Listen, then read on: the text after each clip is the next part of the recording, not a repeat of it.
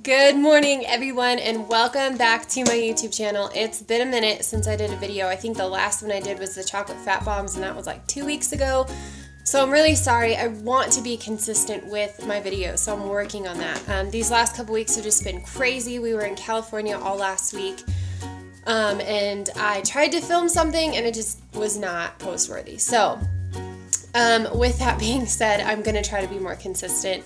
I actually have 2 videos coming out this week. So this one, and then I've got a full body HIIT workout coming out on Friday. So that kind of makes up for it, hopefully, but I'm still super sore from that workout, by the way. So that's definitely one that you want to check out. It was really quick, but very, very effective. So this video is all about how to make sauerkraut.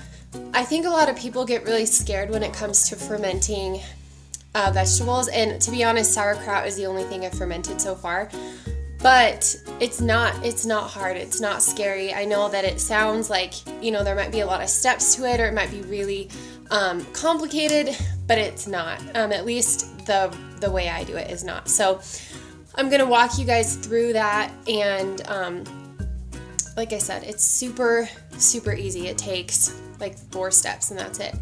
But I want to talk about gut health really fast. I don't claim to be a gut health expert. I don't know near as much as I would like to, but I'm learning, and I have a friend, April, who's a certified health coach, and she has just been teaching me tons and tons about gut health, and I've been learning from other people on Instagram, on other forms of social media, and so I've just become very excited about it, and I've personally been focusing on my gut health about the past month.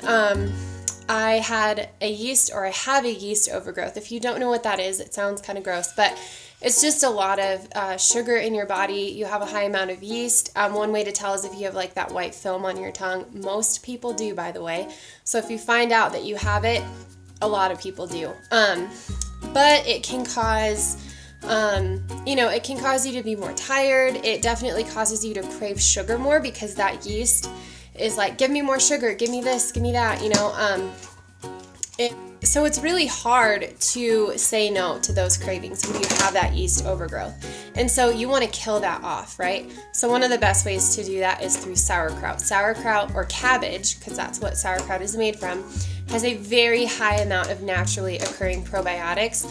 So when you ferment it, it just really releases all those probiotics, I guess you could say. And it's really great at killing sauerkraut.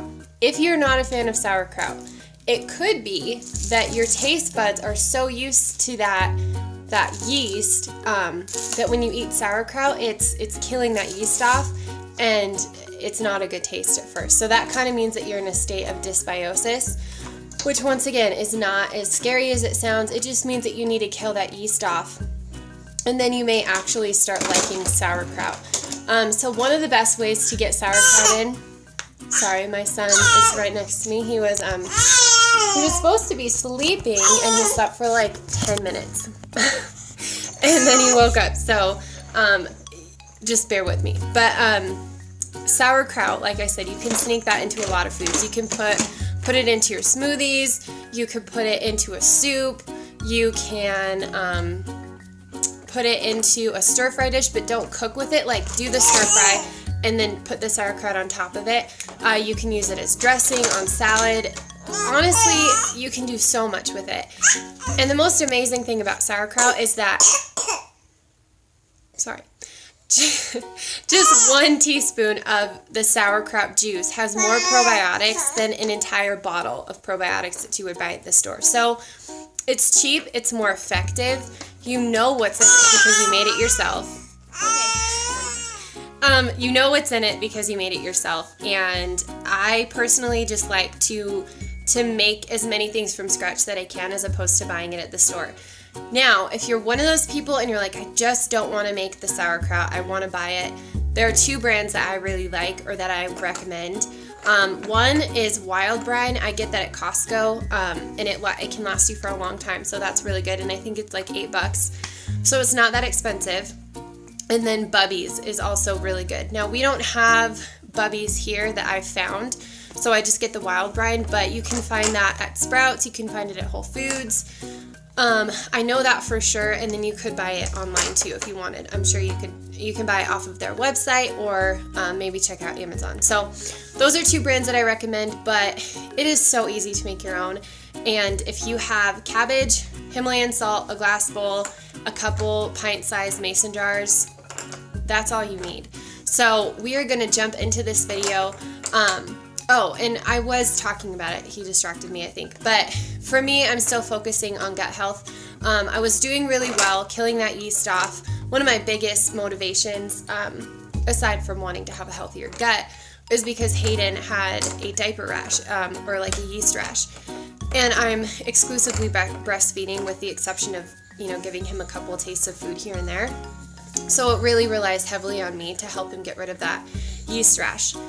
Yes, I could go to the doctor and get him antibiotics, but I don't want to mess with his little gut right now, because it is still so vulnerable. And so I take a more holistic and natural approach when it comes to those sorts of things.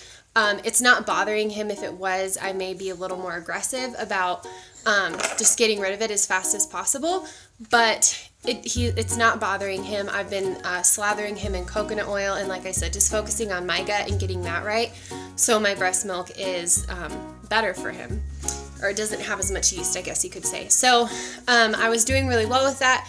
We went to California, and with just being out of town and not having your own foods and all that, I let myself indulge a little bit more than I should have, and it kind of all came back with a vengeance. So this week, if not longer, is focused on getting back on track, really killing off that yeast, eating a ton of sauerkraut, lots of fermented pickled foods, tons and tons of plants, just a lot of whole foods, which I do anyways, but eliminating things like gluten and excuse me, and even grains and like starchy carbs, are keeping that to a minimum, because that can be harder for your body to digest.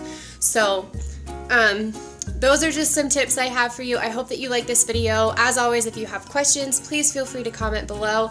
And if you would, please like and subscribe to this channel. It helps me out so much to know what you guys want to see, if you're liking these videos, and it just helps support my channel too. So thanks so much for watching. I hope you have a great day, and I will see you again on Friday with the full body HIIT workout. Okay, bye guys.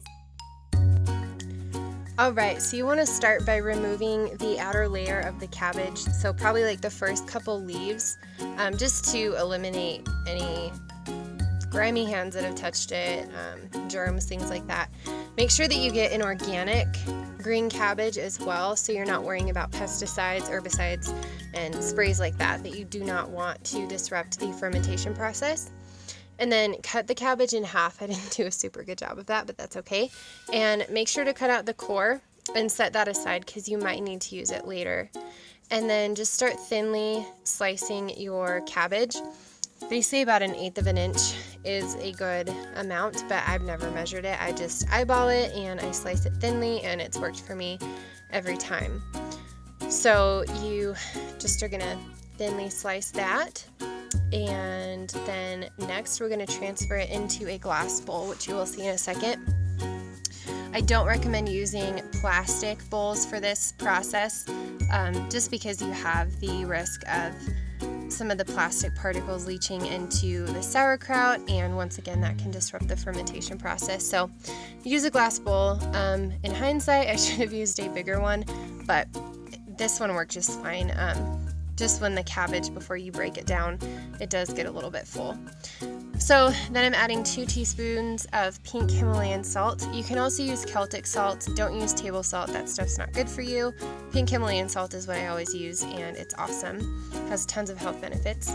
And then slice up the rest of that cabbage, add it on or into the bowl, and then add your other 2 teaspoons of salt. You could do less salt. I don't know. I've just done 4 teaspoons, but once you taste test it after it's been fermenting for a little bit. If it's still too salty, ferment it a little bit longer. And then if you still don't like the saltiness, next time you make a batch, just do maybe like 2 teaspoons or 3 instead. So then you're going to start your little arm workout. This only takes about 5 minutes, but it does take a little bit of arm strength. So you're just going to start massaging the salt into that cabbage, squeezing it, squishing it, all that fun stuff, just like I'm doing right there. And then you'll see in the next clip just how much it breaks down. So I did not take any of the cabbage out. This is the full head of cabbage. This is just what happens when you start to massage and just really squeeze that cabbage. All the water starts to come out and those enzymes release.